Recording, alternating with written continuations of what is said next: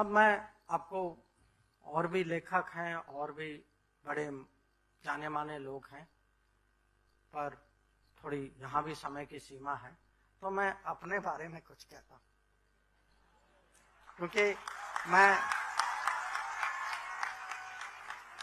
मैं गुजरात में कभी ये चांस में खोना नहीं चाहता।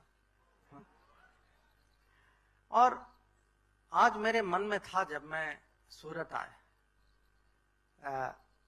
ये कभी कभी मेरे से प्रश्न पूछा जाता तो कि आप मोदी जी से पहली बार कब मिले, और मैं मिला उनसे 2011 में जब वो चीन आए थे। उस समय मुख्यमंत्री थे, मैं राजदूत था वहां, और मैंने इसके बारे में लिखा है, इस किताब में लिखा है। पर उसके पहले हमारी बातचीत भी हुई थी आने के पहले, और ये बातचीत जो सूरत के रहने वाले हैं ये जरूर याद रखेंगे। आपको याद है कि 2010 में आपके 22 साथी थे जो चाइना में उनको अरेस्ट किया गया था, और उनके खिलाफ ये डायमंड स्मगलिंग का आरोप लगाया गया था। अब देखिए, पूरे दुनिया में भारतीय नागरिक और भारतीय मूल के लोग 3 करोड़ से ज्यादा है।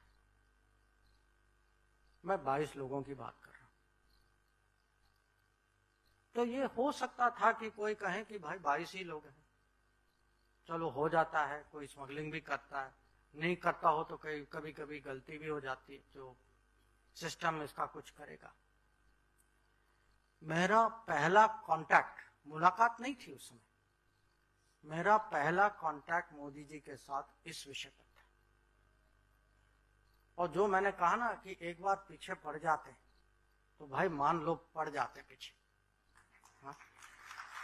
और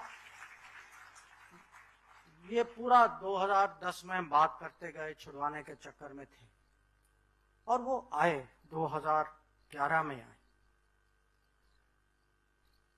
बाकी चीजें बात तो हुई, पर उनके मन में था, बहुत ही स्ट्रांगली ये फील करते थे कि इनके साथ अन्याय हुआ है, मुझे छुड़वाना है किसी तरीके से। तो जब वो उनकी जो चाइनीज लीडरशिप के साथ जो मेन मीटिंग जो हुई, उन्होंने ये बात उठाई और कहा कि देखिए, मैं गुजरात का मुख्यमंत्री हूं, मेरे 22 लोग यहां फंसे हैं, और मुझे लगता है कि जो उनके बारे में जो कहा जा रहा है, हो सकता है कि कहीं किसी से थोड़ी गलती हो, पर ये पूरे 22 के 22 इनके साथ, इनको सबके साथ जो किया गया है ये ठीक नहीं। और जो मैं कहता हूं, जो यही जो अभी राष्ट्रपति पुतिन के साथ, या जो किंग सलमान सऊदी अरेबिया के साथ जो मैंने उदाहरण दिए, उनकी जो मैं कहूंगा फोर्स ऑफ पर्सनालिटी जो है ना, वो जब तक उनको आश्वासन नहीं मिला कि इसमें चलिए हम कुछ तो राहत देंगे आपको, तब तक उन्होंने बात नहीं छोड़ी। और उस विजिट के कारण 22 में से 13 लोग बिना माने, उनके खिलाफ चार्जेस ड्रॉप हो गए, और वो वापस गुजरात कुछ हफ्तों में आ गए। और जो बाकी जो थे उनके, हाँ, कुछ लोगों के खिलाफ माने सबूत भी था, तो कुछ सेंटेंसिंग हुई, बट मैं इतना कह सकता हूं कि जो भी किया गया, जो नॉर्मल वहां जो सेंटेंसिंग होती है उससे कम हुआ।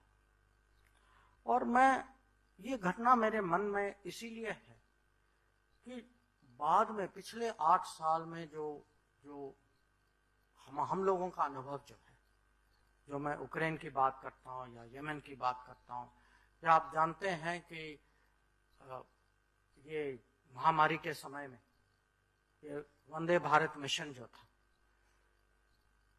वंदे भारत मिशन में 70 लाख नागरिक वापस आए।